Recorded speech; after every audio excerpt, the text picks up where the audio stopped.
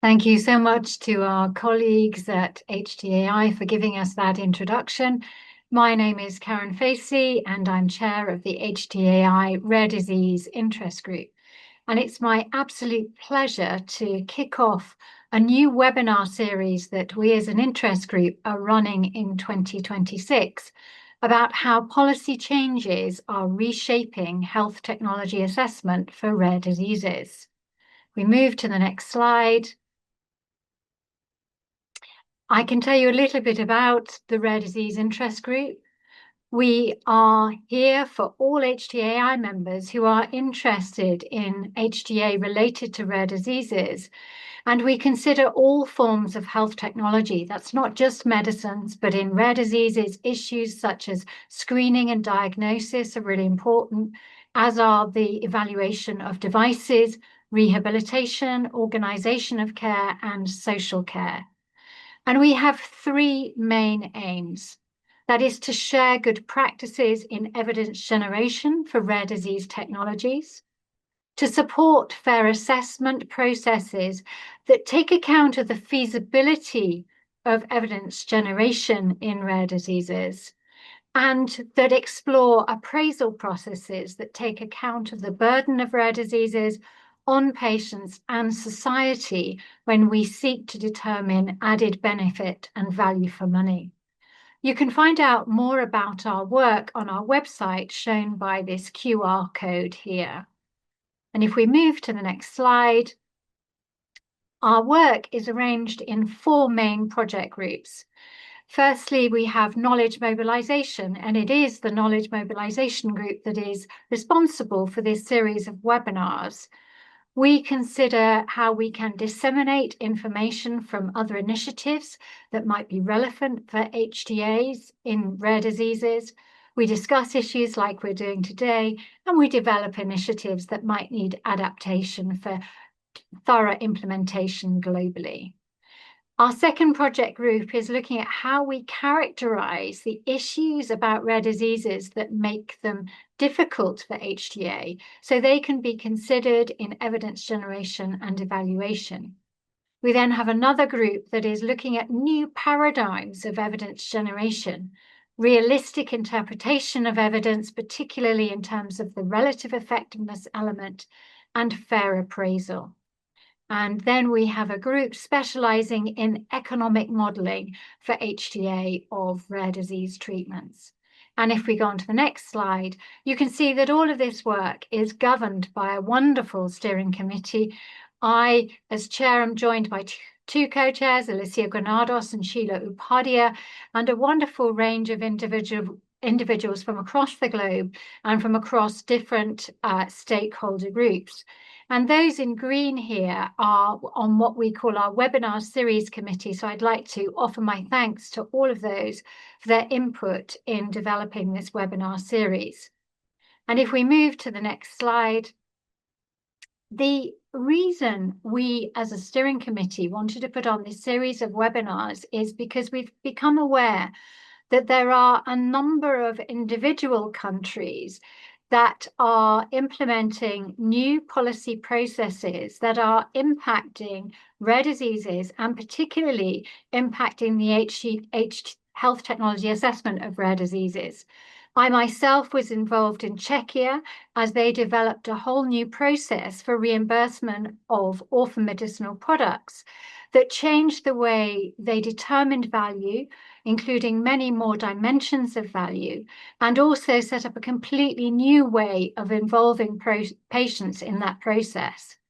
Just recently, we've been told about what's happening in Peru and new legislative processes there in relation to health that are affecting HTA and how rare disease treatments are evaluated.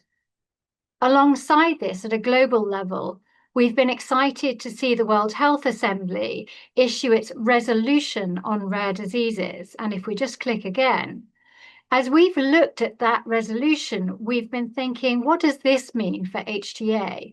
Because there's a lot of discussion about the diagnostic odyssey, about access to treatments.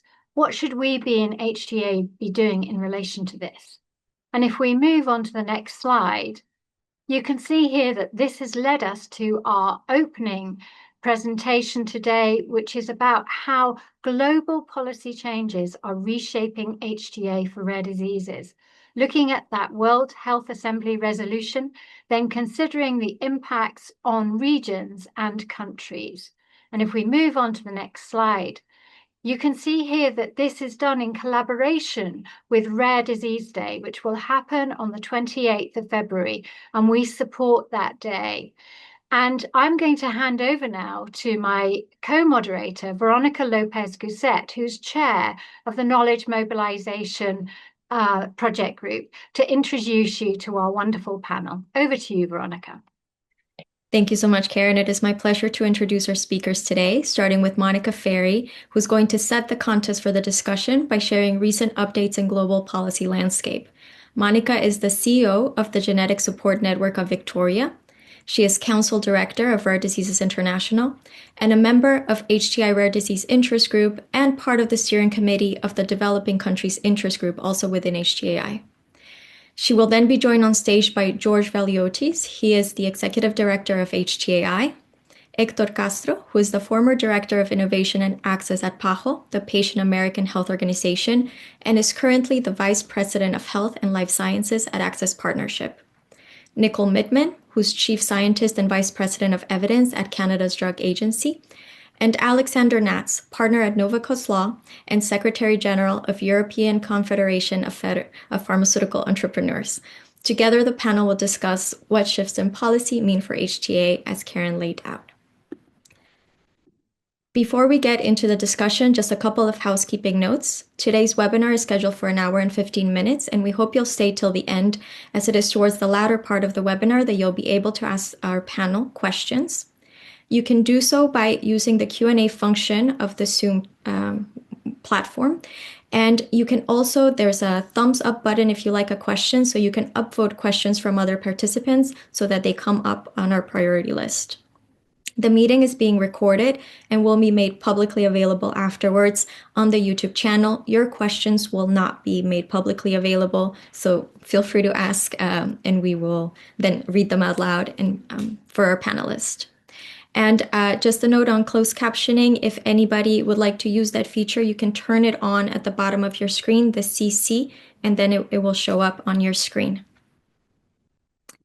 So with that, I'm going to hand over to Monica, who's going to talk through us about the WHO resolution on rare diseases. Go, Monica. Thanks, Veronica. And it's good morning for me, but I know that's not the same for all of you. So hello. And it's so great to be here and to be talking about the resolution. Thank you to HTAi for this really important webinar. That was a great introduction. Thanks, Veronica. Part of the reason why I put up all the things that I'm associated with is because it's everyone in rare disease, as you would know, is wearing a million hats and doing a million things. And it's really important that we're operating at a global level and have a voice at a global level where many of us are working at regional level and many of us are working at local levels, and looking at ways to ensure that policy discussion at a local level is finding its way into global conversation, and global policy, global conversation is finding its way back into local decision making and local conversation. So that's just really to say we are wearing as many hats as we can to have our voice, the community voice, in as many important conversations. Thanks, Veronica. So today, this important conversation is to talk about the resolution, but just a reminder that people living with rare disease or rare conditions are experiencing not just a challenge in the health system, they are experiencing challenges across the entire ecosystem that impacts quality of life across the life course. It's a complex space, and we understand, the community understands, because we're living it, that there are many different elements which impact quality of life, but we need them to work together to make a difference at the end. And it's quite easy, and I'm sure many of you have sat in conversations around, well, how do you impact that? And it's easy to get people to nod and say, yeah, that's a worthy outcome. That's a worthy thing to be pursuing. We need to find a way to make change. What's difficult is how to actually make that happen and create the impact. And the resolution gives us a beginning, but it's only a beginning. Thanks.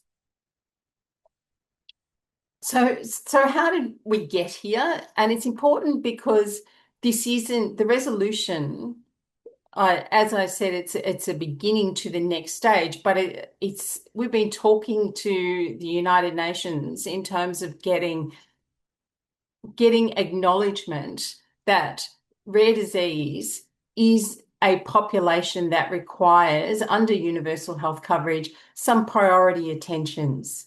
And when we're talking about people living with rare conditions, we're talking about their families and the communities that they impact, and all of the stakeholders that have the ability to influence quality of life.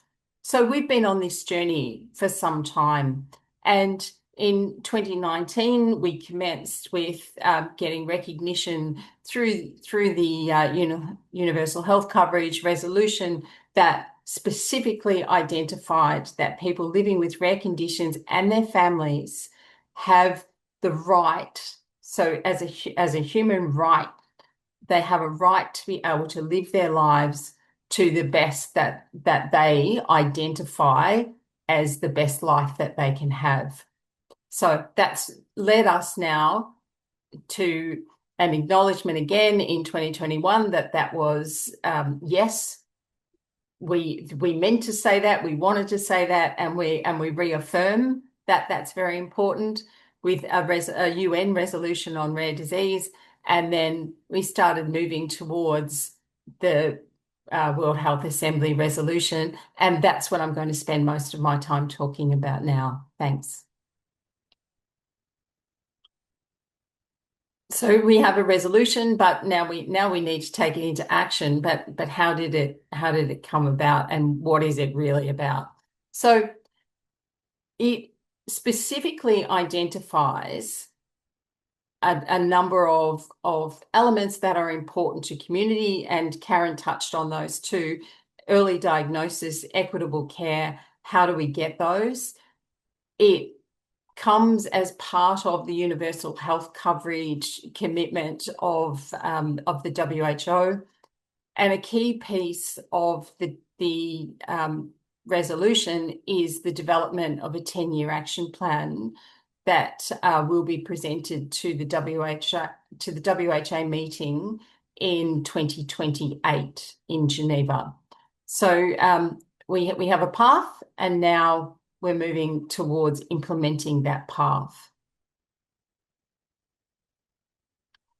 So the resolution itself asks the Director General to, so it's very specific. It's a specific request with some teeth sitting behind that request to develop the Global Action Plan. And it nominates and defines that needs to be developed in collaboration with all the relevant stakeholders. So that's community, but that is also every stakeholder who, as I said, has the potential to influence quality of life for the rare disease community. And May 2028 is when that will happen. The resolution creates the expectation and the opportunity for us to work together to develop that plan.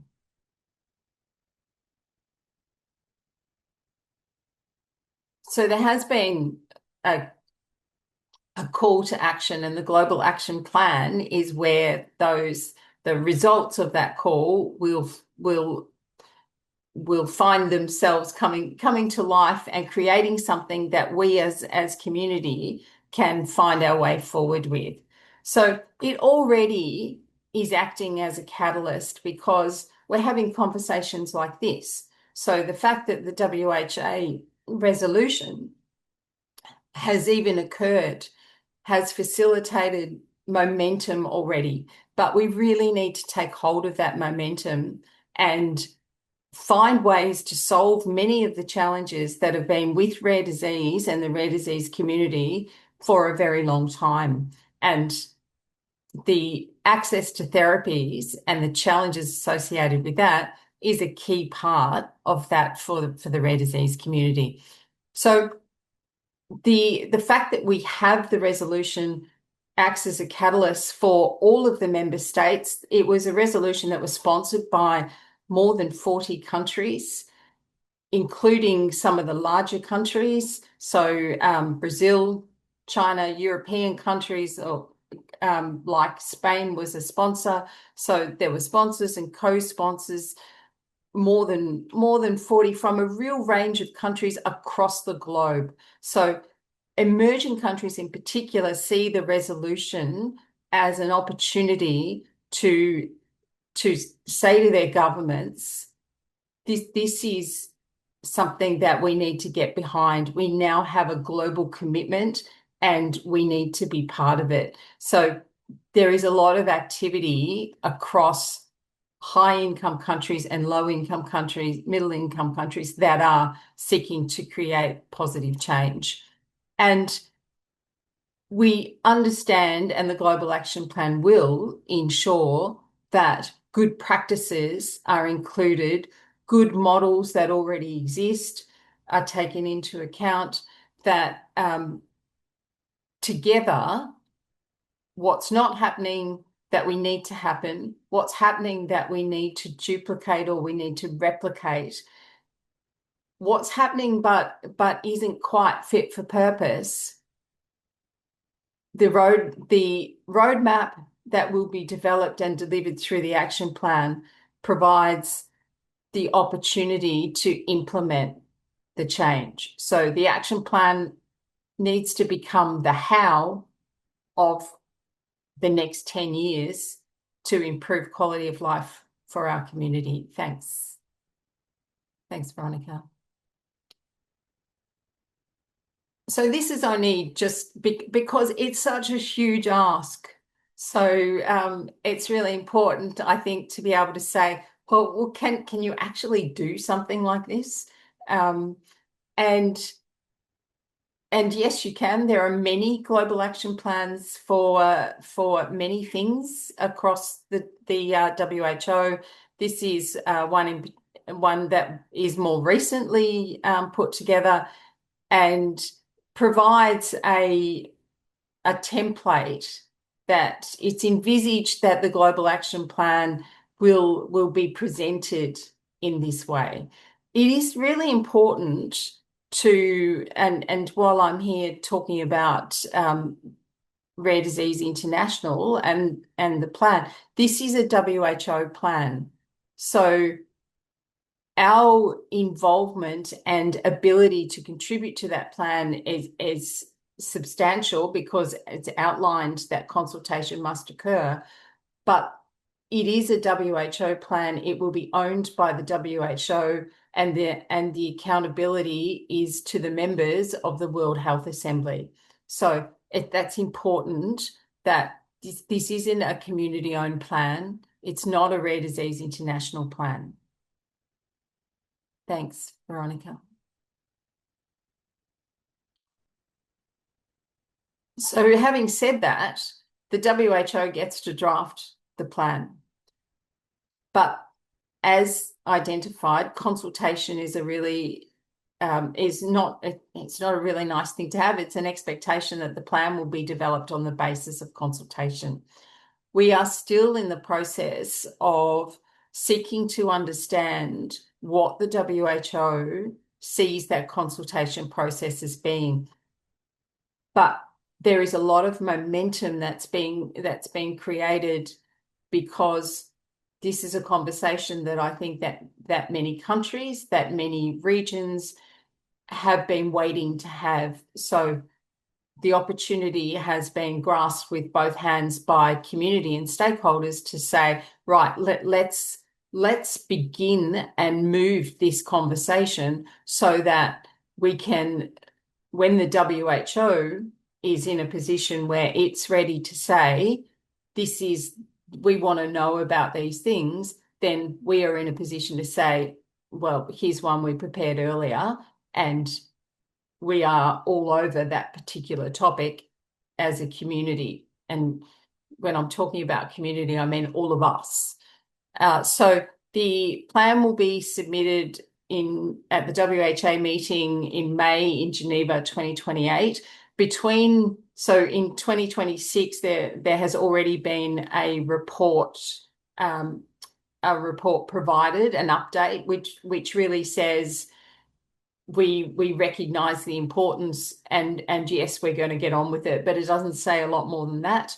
That was a report from into the executive board of the WHA that will happen each year up to the delivery of the plan. So it isn't a kind of vacant space for a period of time. It's on the agenda on an annual basis, and a report of progress is required into the executive board of the WHA up until the global action plan is delivered. And in 2030, there will be another progress report submitted as to the implementation that's occurred since the plan is submitted. So how is this happening? It's happening through some mechanisms that are around that countries are having conversations and regions are having conversations. These are conversations that you can get involved in. Regional task force will be community-led, but all stakeholders are invited to be part of those conversations that are happening at a regional level. And Veronica is heavily involved in that, so you can reach out to Veronica through HTAi or to me. I'm happy to have that conversation. Thanks, Veronica.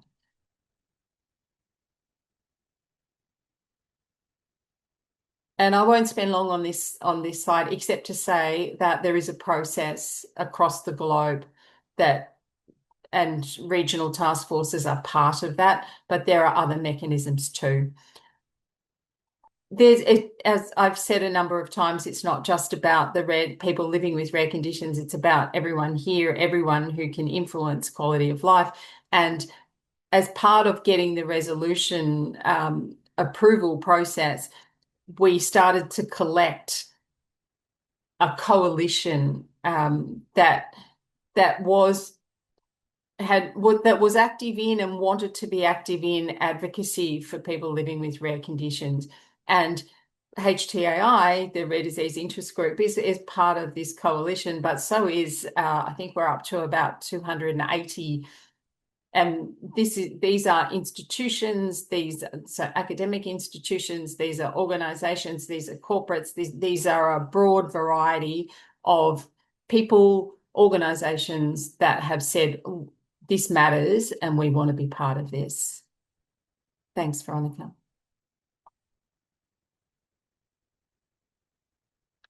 And this is my last challenge to you. Thanks, Veronica.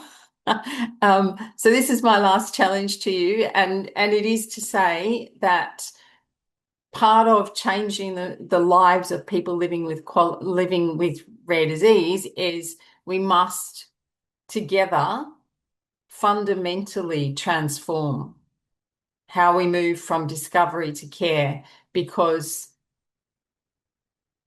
we don't have that right. We know it's a complex space.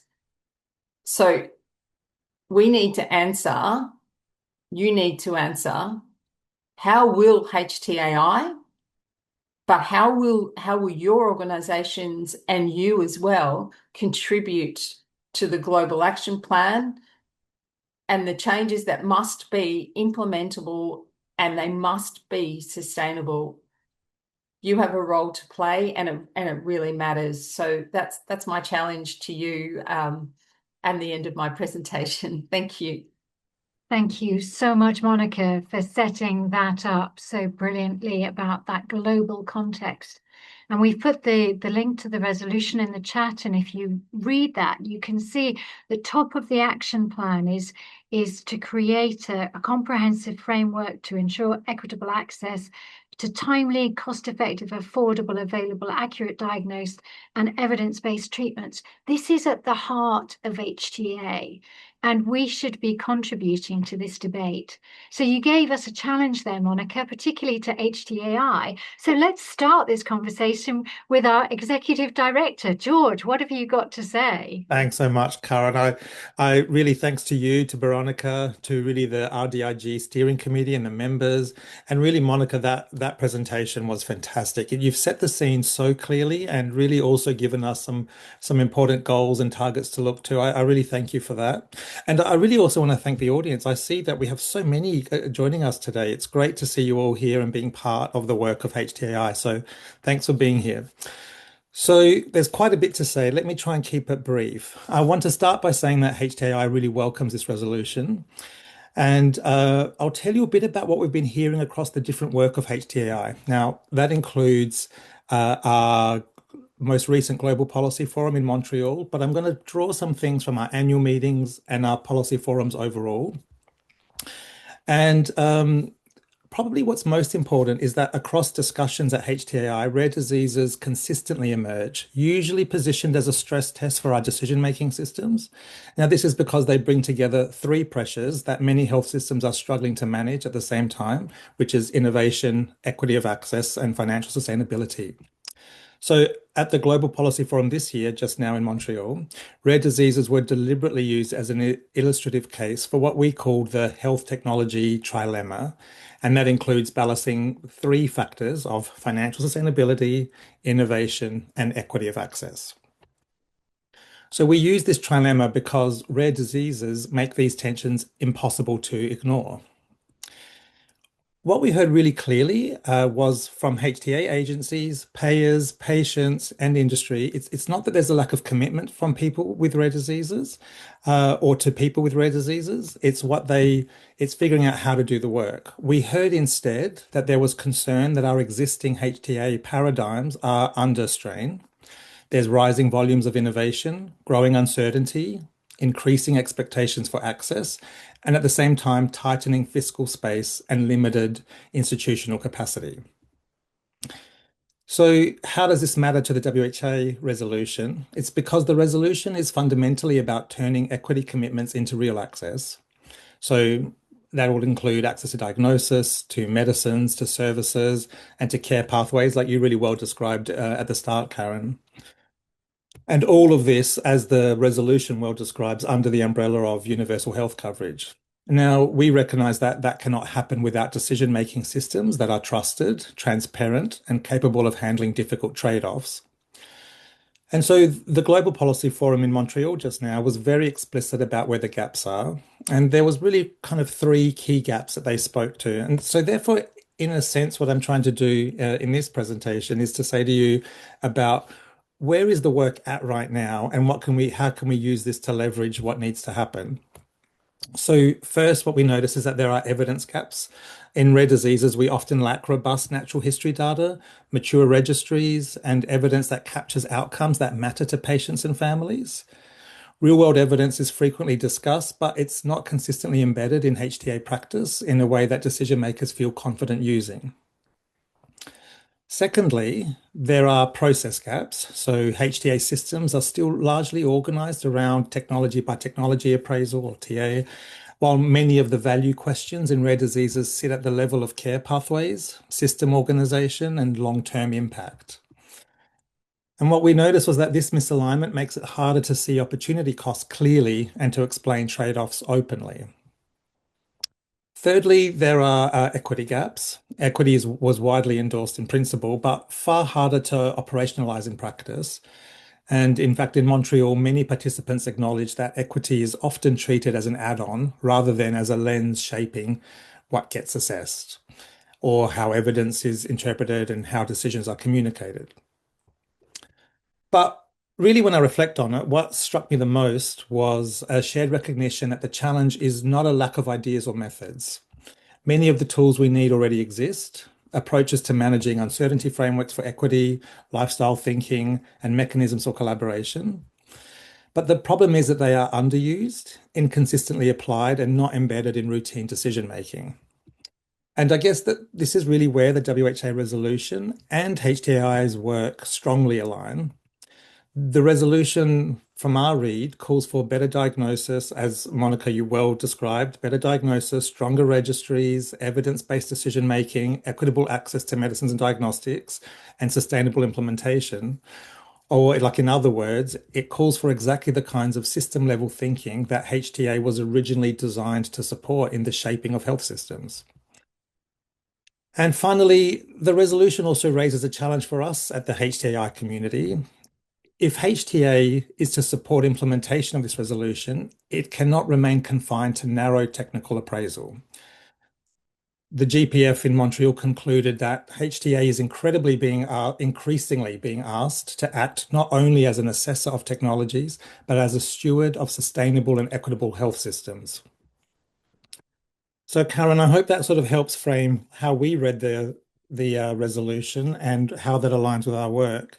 It doesn't give you answers yet, but I hope it sets us up to think what we could leverage to get some of them. Absolutely. And certainly within the rare disease interest group, we've discussed a lot of those issues, particularly the issues around registries and the potential of real world data, but challenges in really making them work within the HTA setting. The issues around care pathway and the equity lens are certainly something we're discussing, and we need to think about how we can accelerate that work with the whole HTAi community to make sure we're ready to input to that planning for the plan in 2028. And as we kind of go, I'm going to hand over now to Hector to bring us a sort of Latin America viewpoint. Hector, you've worked in a range of different settings. What are your views on this? Because as Monica said, the issues in developing countries are really challenging in the rare disease space. Thank you, Karen. I think this has been a superb conversation so far. So in my case, I'm going to kind of like play the role of a devil's advocate because, of course, I feel that the WHA resolution is a victory somehow because it creates political momentum, but somehow I would say it's a partial victory because only 40 countries kind of like endorsed it or supported. So I really believe that we need to increase a larger community and larger buy-in from other countries. So also, as it happens on many occasions, the declaration is very broad. So actually, we need to work on the global action plan, of course, but also we have to explore other avenues of collaboration. There are kind of like as way of comparison, two regions that are somehow similar. I would say Latin America, a region where I come from and I'm very familiar with, but also APEC, which is also somehow comparable on the level of development, resources, even the disparity of economies, and so on and so forth. For instance, when we have a look at the Americas, not only Latin America, but the Americas, we can see that the level of progress on rare diseases policies and implementation is very uneven. For instance, we have noted kind of like a limited role of PAHO on rolling out and implementing these policies in the region. In many Latin countries, let's say registries and registration of rare diseases is uneven. There is limited reliance and harmonization from the national regulatory authorities, which is perhaps one hurdle of the odyssey of patients to get access to treatments. There is also limited additional funding, although in Latam there is a lot of judicialization of healthcare, and many payers are kind of like enforced to pay for innovation. There is no additional funding. There is also limited implementation on innovative mechanisms for access, like managed entry agreements, as it happens in other jurisdictions. Perhaps beyond Brazil, Argentina, and Chile that have advanced ad hoc recent managed entry agreements, negotiations for rare diseases, Perhaps the only case that is worth mentioning that has recently passed downstream policies for rare diseases, cancer, and other medicines is Peru, that has kind of like reshuffled or updated the national procurement policies and included managed entry agreements for rare diseases, which is kind of like one of the unique cases around the world. HTA methods are still somehow outdated in many jurisdictions in Latin America, precisely just focusing on cost effectiveness analysis without a broader view of for assessing value. There is growing work and visibility from civil society organizations and NGOs, but still fragmented at different levels of development.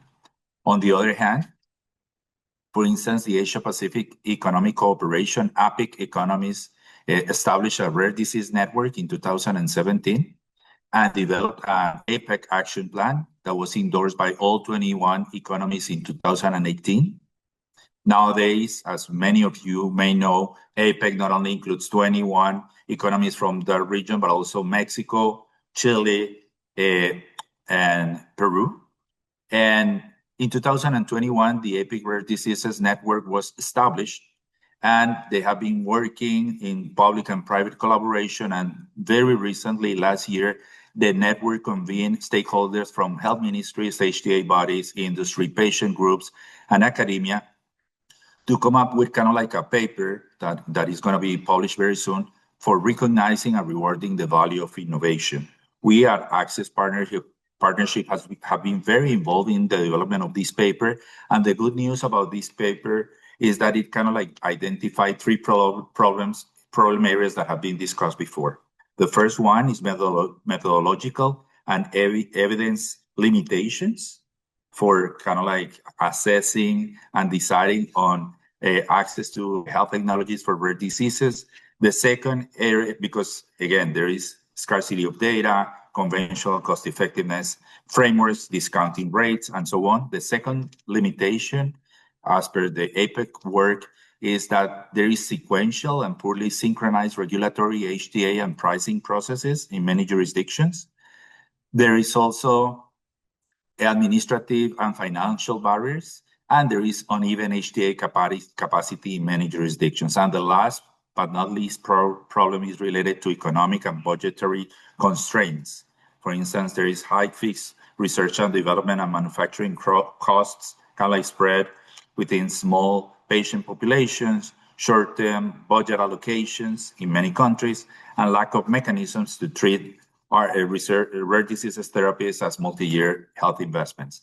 Some recommendations, because again, not everything is bad news. I think the good news is that we have to leverage from what is out there. Of course, celebrate the efforts from the WHO at the WHA and the regional offices, but also explore other avenues of collaboration. So some of the things that the group in APEC have identified as opportunities is, for instance, enhancing data collection and real-world data generation, developing specialized valuation frameworks, not only leveraging MCDA or other approaches, but also including societal perspectives, being more inclusive, and so on.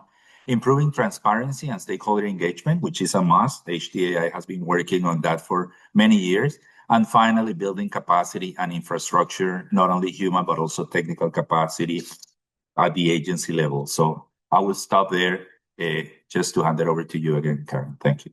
Thank you, Hector. Lots for us to think about there, and particularly that message of this is challenging, so we need even more collaboration, I think is key.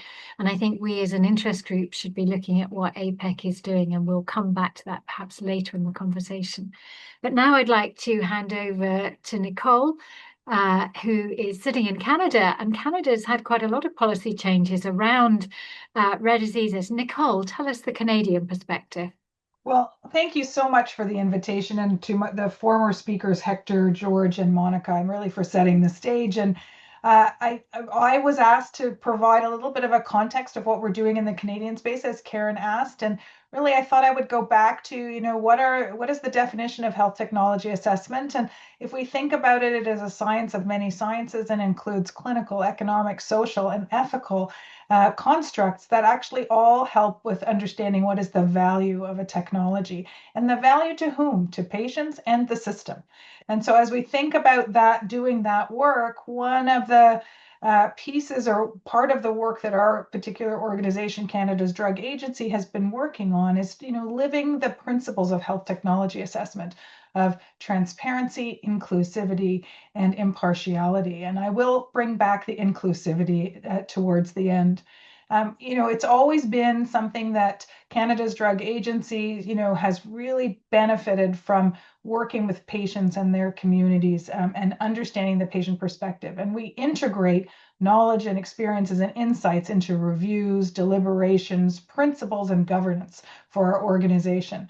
And when I read the resolution and where the urging of countries to integrate rare diseases into national planning, and thinking about promoting inclusive policies and accelerating innovation and access into affordable treatments, I thought I'd provide just a little snapshot of some of the activities that we've been working on here at our organization. And really sort of in three important areas.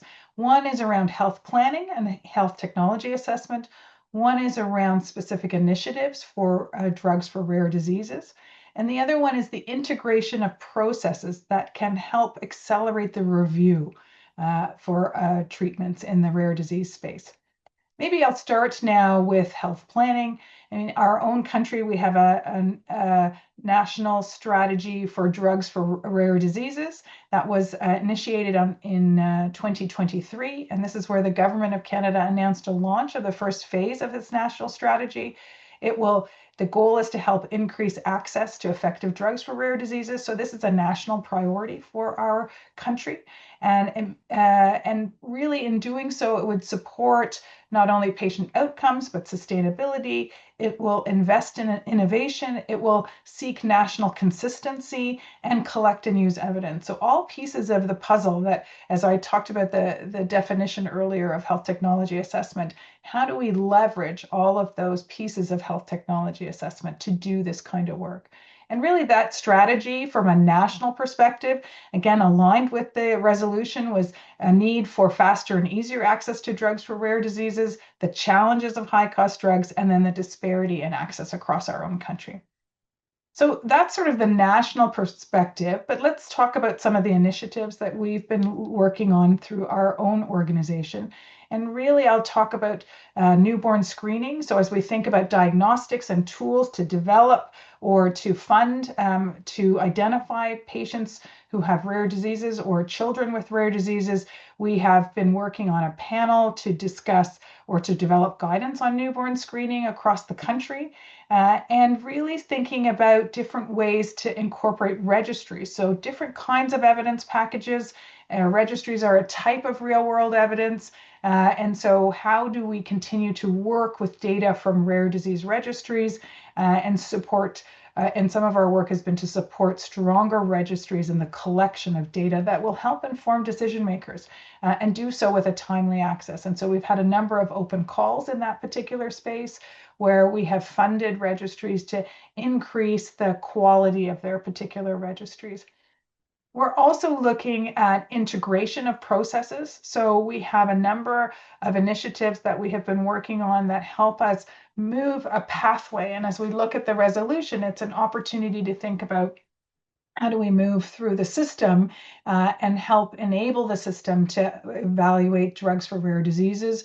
And particularly, we've had sort of three initiatives over the last little while. One is an actual committee, one is how we deliberate, and the other one is societal perspective.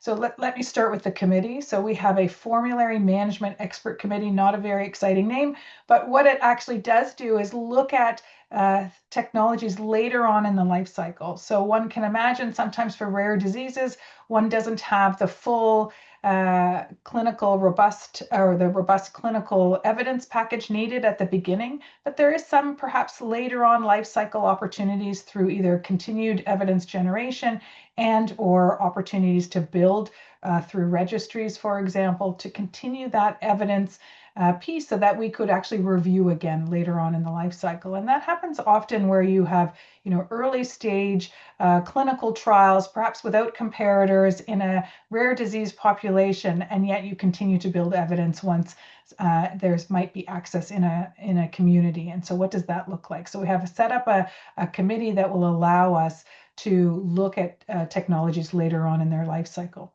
I'll also say that we have in 2025, early 2025, we put out our deliberative framework. And this is really an opportunity to think about value. And so when I talked about that definition earlier on, it was really how do we talk about the value and then deliberate on that value in a consistent way. And we really have 5 domains for our deliberation.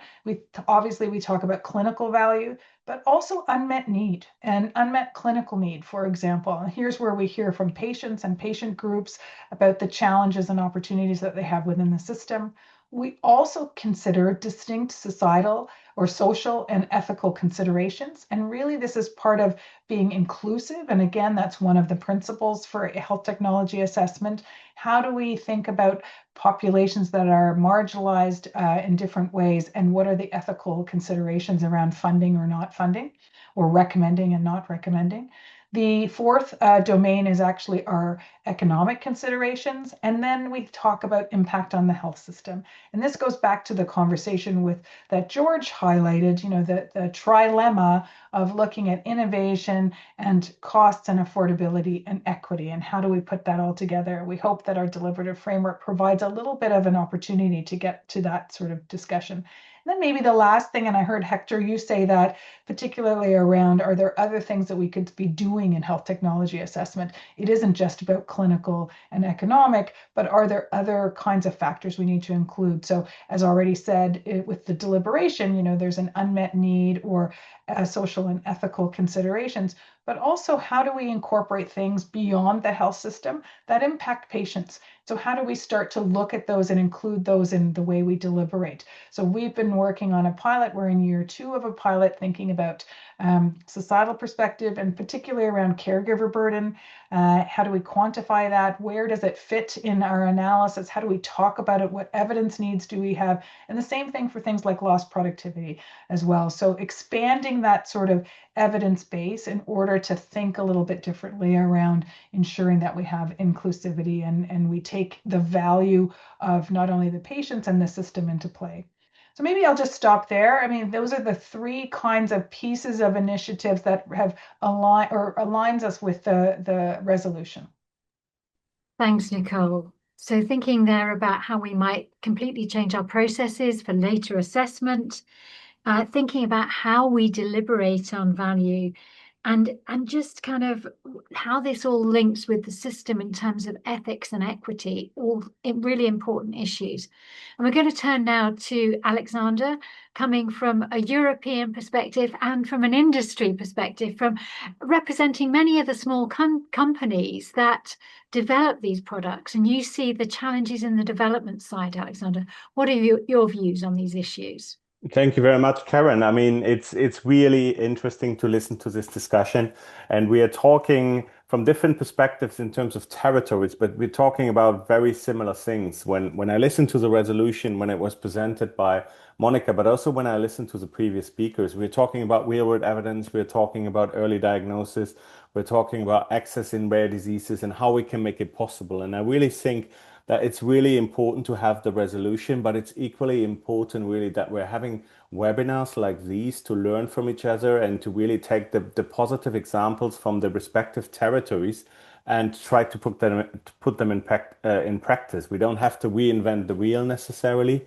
I think in Europe, and you asked me to give a little bit of a European perspective, we also see some national disparities. I mean, rare disease policy in Europe is not everywhere the same. We have national rare disease plans, which is very important, and really rightfully we have national implementation.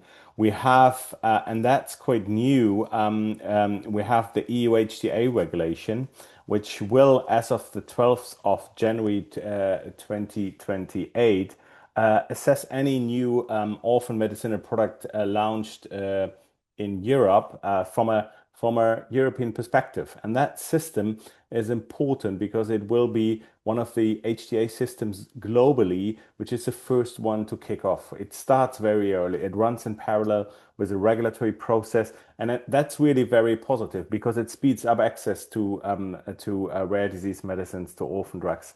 And one thing which I would like to highlight when I just talked a little bit about positive examples, I think what I really find positive in the EU HTA is a patient engagement is really written in big letters there. It's really a system where patients play a very meaningful role. When I look at the HTA stakeholder network, which meets twice a year in Brussels, there are so many different patient organizations, not only rare disease patient organizations, but various different perspectives from patient groups, which is great. And I think that's how a rare disease, how a health technology assessment should look like. There needs to be a meaningful involvement of patients.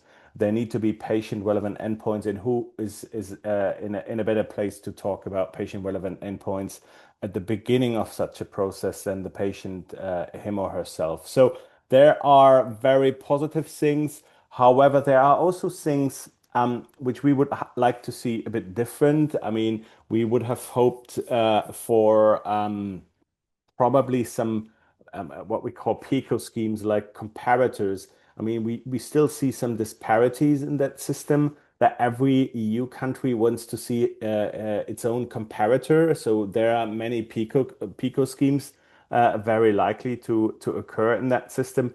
And that's, of course, is a challenge also from the industry perspective. If you have an ultra rare disease and you have to deal with 5 or 8 different comparators, you basically have 5 or 8 different systems of an HTA at the end of the day, because the comparator sets all the direction for the HTA. So this is one challenge.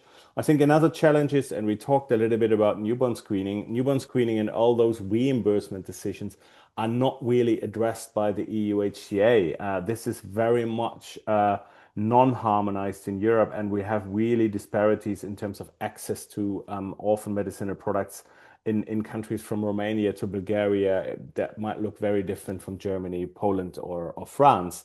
And that's something which we try to tackle with some other legislation in Europe. We have very different systems of newborn screening in Europe. Some of the systems are effective, others are rather slow.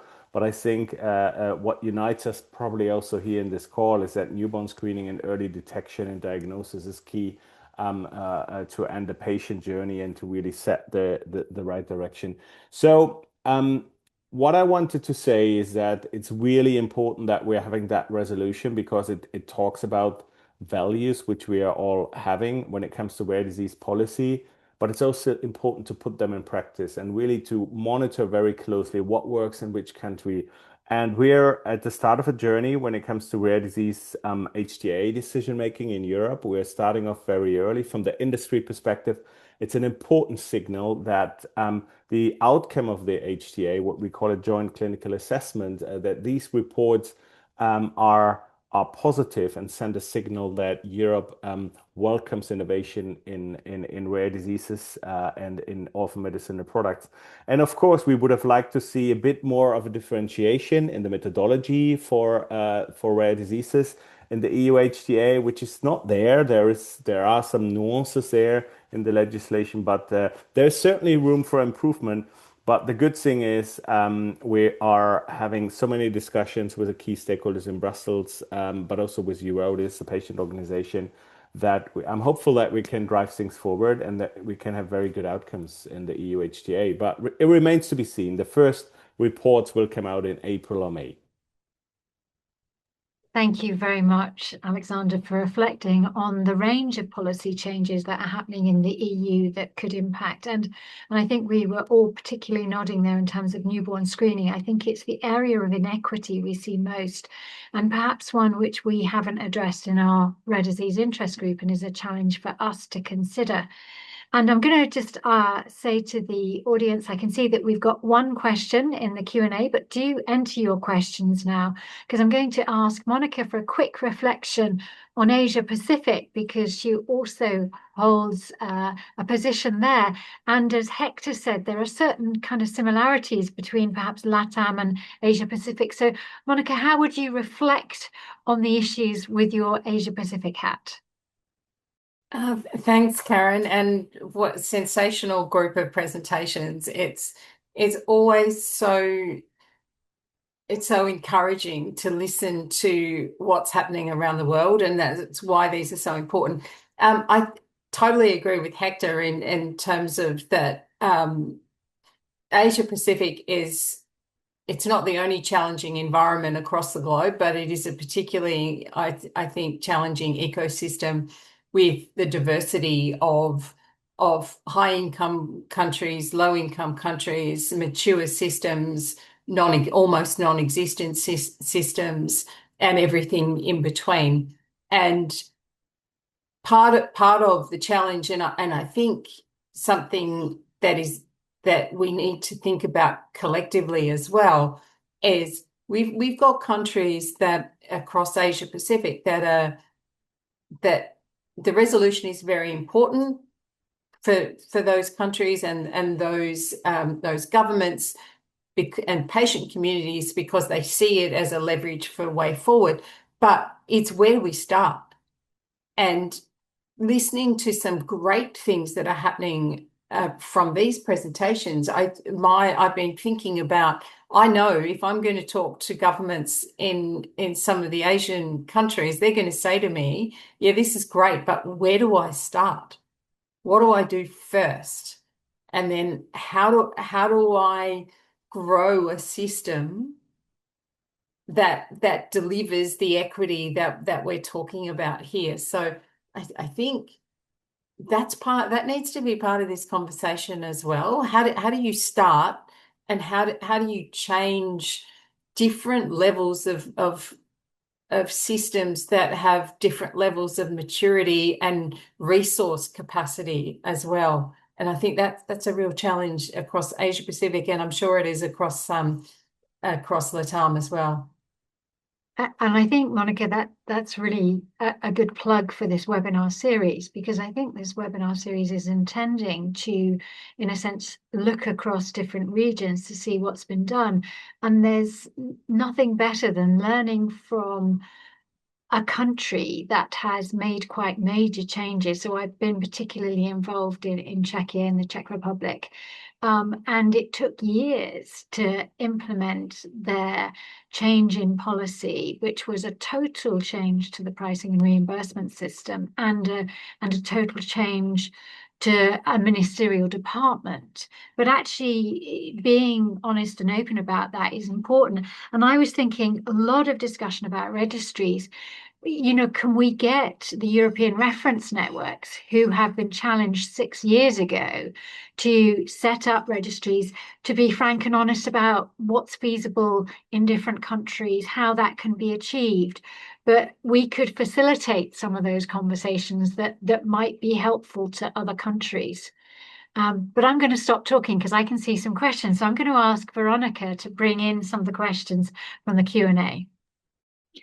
Thank you, Karen. One of the questions was from Andrea a little earlier on. I think it was related to what Alexander was saying around how important is mapping patient networks for this work? Are any specific actions included in the project? So, Alexander, I think that was to you towards the end of your comments, if you can place that to answer. Yes, I mean, this is key. This is very important. And when I look at the EU HTA, patient networks are very much involved. And I think also Karen made a very important point. I think also around the ERNs, the European reference networks in Europe, there are patient networks building in Europe, and I think that's really very important. It's not only around the EU HTA. I mean, the EU HTA is still a very new system. It's only in place since 1 year. It's not really targeting orphan drugs in their first wave. It's only in the second wave, so we have to wait and see. But I think there are really great developments possible in that setting.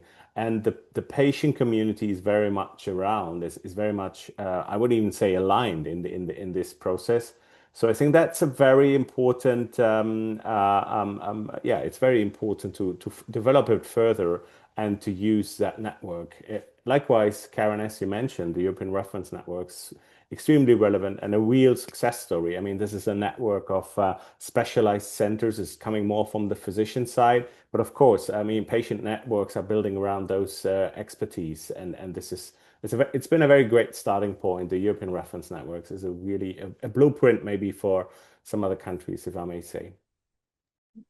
And important in providing cross-border care as well, which is a key issue that can be considered in other countries as well. Veronica, I can see some more questions. Yeah. So we have another one from Lydia.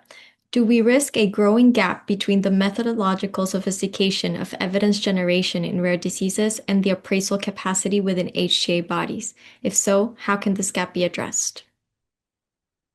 Can I try that one? Yeah, please do.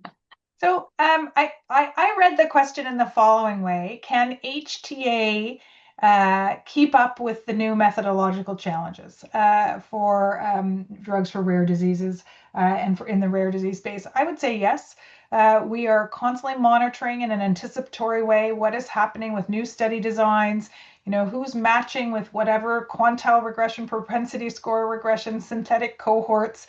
We are keeping up to date, and yet we aren't seeing as sophisticated methods as we might be at this particular point, but we are watching, and I think we're ensuring that we have the right skills internally to answer those kinds of questions along the way. So, is there a gap? I don't see one at this particular stage. It might be, it could be perceived as, are there processes or rather than methods?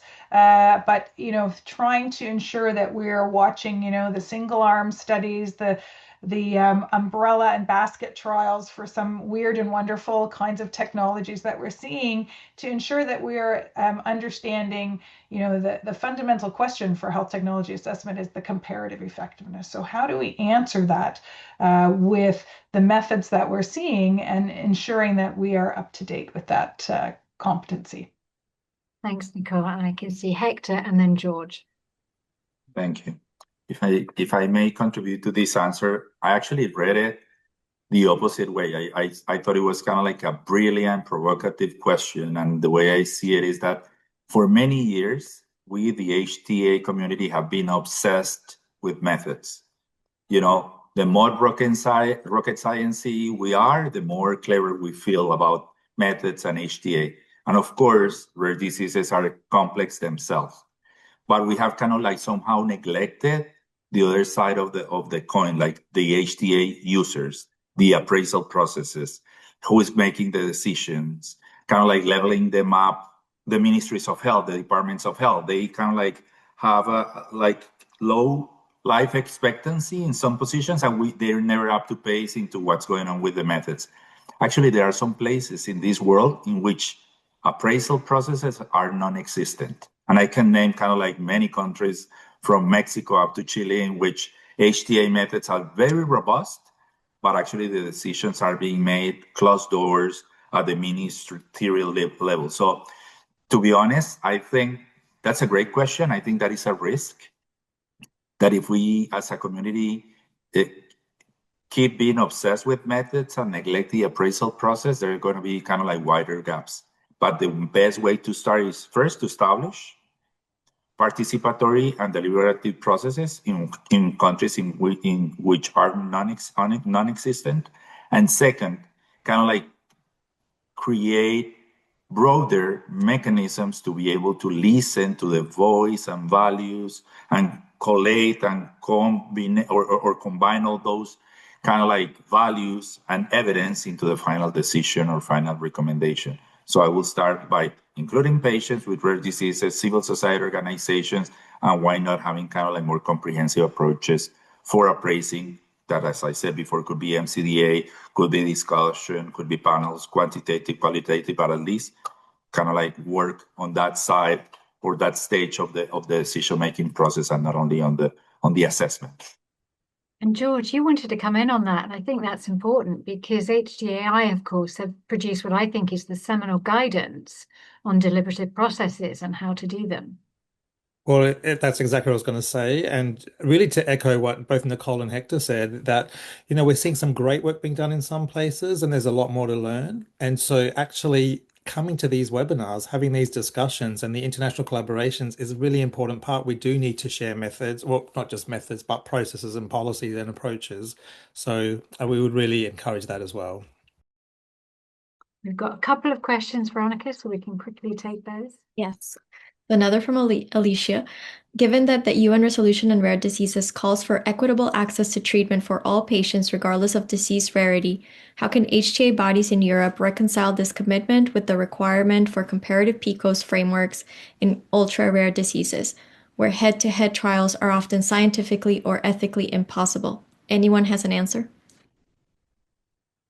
I can try to Yeah. go first if I may on the European side of things. Well, I think that's a challenge. That's a challenge I mentioned. I mean, the system is definitely writing, and for good reasons, and I'm not criticizing that, the ideal evidence generation type of evidence generation is a randomized clinical trial. There's no doubt about it.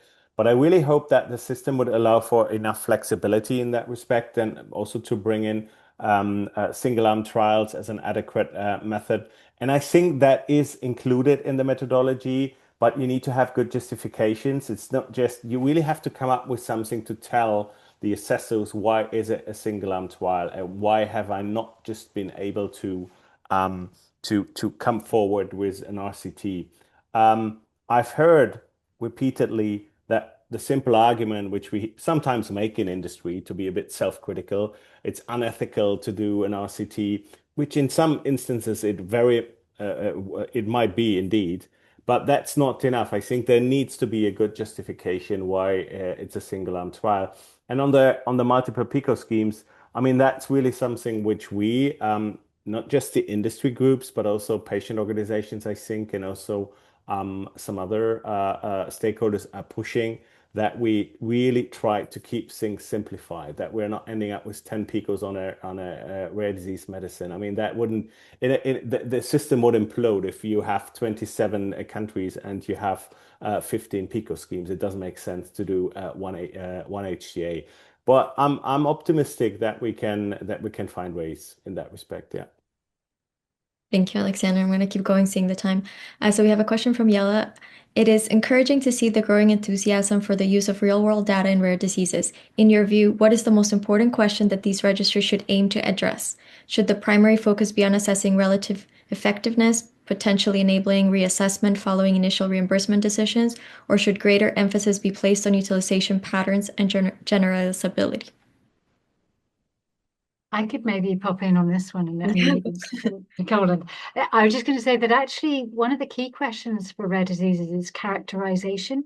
So how many patients do we actually have? Because there is so poor care pathways, we don't even know how many patients we've got in our own country. We don't know what kind of care they're having, what stage they're at, and also the natural history. So it's not actually proving the real world effectiveness, it's actually understanding what currently happens with our patients so that we can put the evidence that's presented to us into our own context and check whether that's appropriate. Okay. I'll hand over to Hector and then Nicole. Sure, thank you. Great question too. I think it should be both, and I agree with you, Karen. It should be contextual. There are certain diseases in which the key outcome or key clinical outcome should be kind of like developmental milestones. In other, it could be kind of like avoiding it, depending on ventilation. In others, could be kind of like avoiding bleeding or neurological complications. I mean, so it should be, of course, the effectiveness. It should be also utilization to be able to kind of like look at the frequency of events and so on and so forth, but something in between that actually sometimes it's not measured. And it's kind of like the societal burden on mental health of the carers and so on and so forth, on the household, and so on. So I would say those two that were mentioned on the question, but also something in between that captures the overall burden or improvement on quality of life of the individuals being treated. I'm going to ask Nicole and Monica for very quick inputs because we're going to have to wrap up soon. I was just hoping that Hector and I interpreted the question in the same way this time. But, I would agree. It really depends on what is the question or the problem you're trying to solve. It could be as simple as you need to understand the demographics. It could be a utilization question, but it could also be an outcomes question. And the outcome may not be the same clinical outcome as you have in your trial. It could be patient-reported outcomes, quality of life outcomes, health utility outcomes, health preference. And that's a real natural place for those kinds of tools to be collected. And then it's system outcomes in terms of how could you potentially say what is the burden in the health system and beyond, right? That is where you could often capture things like caregiver burden or lost productivity, which you may not have out of your traditional administrative health system databases. Thanks, Nicole. And Monica. Thank you. I was just going to make the point that this space is going to get more and more complex. So that's a really important question. And from a community point of view, understanding the kind of evidence that the HTA system requires in the country that you're in makes a huge difference as early as is possible, because we were often asked to provide evidence when something is way down the track, a clinical trial has happened, there's been research, and yet the right kind of evidence that is required by the HTA body to make the decision that it wants to make has not been collected. So that's a conversation that needs to start, particularly as this is getting more and more and more complex in terms of the kinds of technology decisions that HTA bodies are being asked to make. We have to have transparency with the patient community about what evidence is valuable. Thank you, Monica. And unfortunately, we've run out of time, so apologies to those who've asked questions, but we can perhaps follow up afterwards. I'd like to just say thank you all for your contributions. I'm going to ask you one final question. So just in maybe one or two sentences, we've had a great discussion today, which is focused on the World Health Assembly resolution for rare diseases. And I think we're all coming to the conclusion that there's a lot for the HTA community to do in here, perhaps within the context of HTAi. So I'm going to ask each of you what it is we can do to contribute to developing that global action plan for 2028. And I'm going to maybe start with Nicole, coming from a national HTA body who's already done a lot of work in rare diseases. What can we do? I might just thank you, and what a great question. I mean, maybe the way I would describe it is that we continue to follow our HTA principles, and I will pick on inclusivity. Continue to listen to patients and their challenges and opportunities, and from a patient level, but also from a system level, to hear what's actually happening out there, and that helps with that trilemma that George was describing earlier on.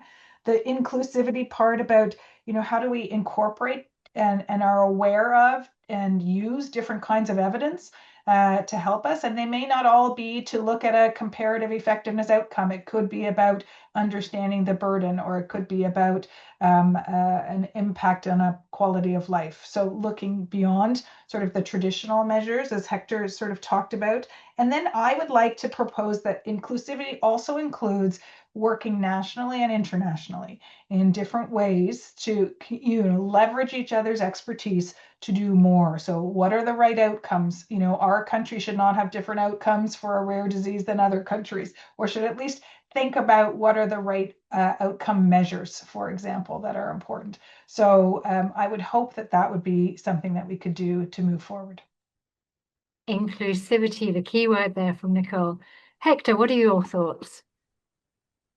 Thank you. I think perhaps working very hard on connecting the dots, kind of like connecting knowledge, cross-regional lessons learned, even connecting donors, international partners. Again, the WHO is perhaps not capable of doing that by themselves, but also we have kind of like economic regional work that is needed. We need to kind of like global public-private partnerships to help us advance. It's not only kind of like one single sector. And one final thing is kind of like committing to help ecosystems, healthcare ecosystems, see the need to move from the utilitarian perspective of resource allocation, just limited resources. Let's try to do our best with what we have for everyone and benefiting the most. But really, in the case of rare diseases, we need to think differently. So that would be our commitment. Thanks, Hector. So connecting and thinking differently, both important there. Monica. I would like to see a continued commitment to what can be done. So things that can be actioned, and even small steps really matter in some countries that haven't taken any steps at all. So but that would be my want, is to get the how happening. Thank you. Actions are key, even if they're small steps. Alexander. I think for me, it's about really collecting best practice examples and then sharing them in a network. I mean, this is really where you learn, and this is how you put things in practice. And that's also very often a compelling argument. If I could say country X, Y, that is doing it this way, and it has worked over the last 5 years. That's always, I think, very important. And one other thing I wanted to mention is really any interaction with the assessors, with HTA institutions, really, or HTA bodies really doing the assessments are really key and really important, because that question, which was raised before, how can we ensure that rare disease products or orphan medicines are assessed appropriately in an HTA setting? I think that needs constant discussions with the HTA bodies, so that's key. Karen, you're on mute.